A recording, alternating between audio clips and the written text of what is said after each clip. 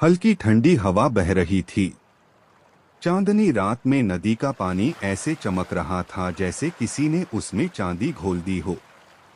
नदी के किनारे एक पुराना पेड़ था जिसकी टहनियां हवा में झूल रही थीं। पेड़ के नीचे एक लड़की बैठी थी। उसके चेहरे पर उदासी थी और आंखों में सवाल। लड़की सोच में डूबी नदी की लहरों को निहार रही थी। उसके चेहरे पर उदासी झलक रही थी। तभी उसकी सहेली आती है।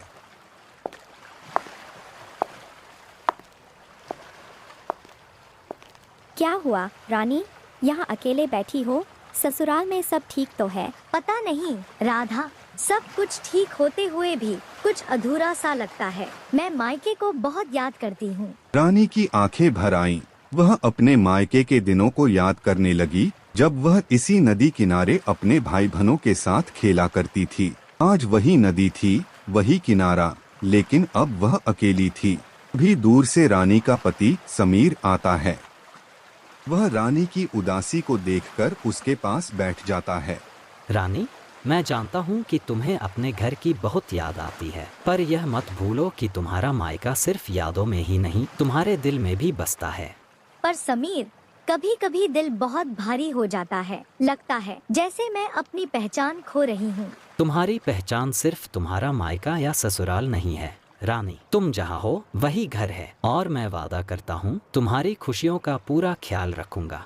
रानी की आंखों में नमी थी, लेकिन अब वह उदासी नहीं, प्यार और अपनेपन की थी। वह समझ चुकी थी कि रिश्ते सिर्फ दूरियां नहीं बढ़ाते, बल्कि नए रिश्तों में भी एक नया अपनापन होता है। धीरे धीरे वह समीर की तरफ मुस्कुराते हुए देखती है और दोनों नदी के किनारे बैठकर एक नई शुरुआत की ओर बढ़ते हैं। ठंडी हवा अब भी नदी के किनारे बह रही थी। रानी और समीर के बीच की खामोशी अब शब्दों में बदलने लगी थी। समीर ने रानी की आंखों में देखा, जहां उदासी की जगह अब एक हल्की सी उम्मीद झलक रही थी।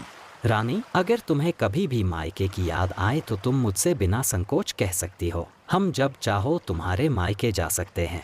रिश्तों में प्यार और अपनापन सबसे जरूरी होता है। पर ससुराल में औरतों से ये उम्मीद की जाती है कि वे अपना सब कुछ भूलकर नए घर को अपना लें। क्या सच में मुझे अपनी पहचान बनाए रखने की आज़ादी मिलेगी?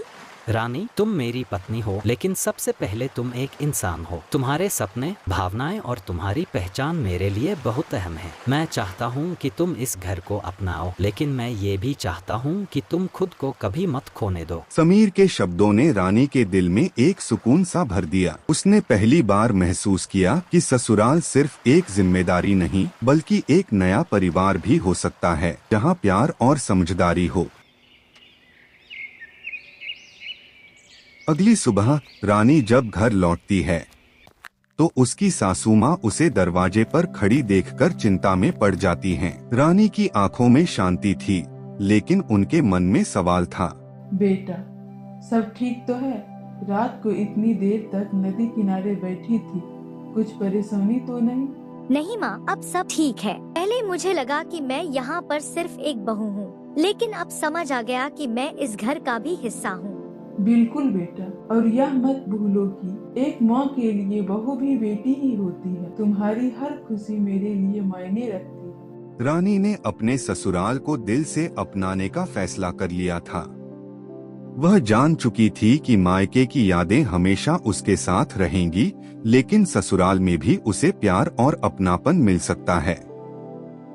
अब उसके कदम एक नए सफर की ओर बढ़ चुके थे, जहां प्यार, सम्मान और रिश्तों की गहराई थी।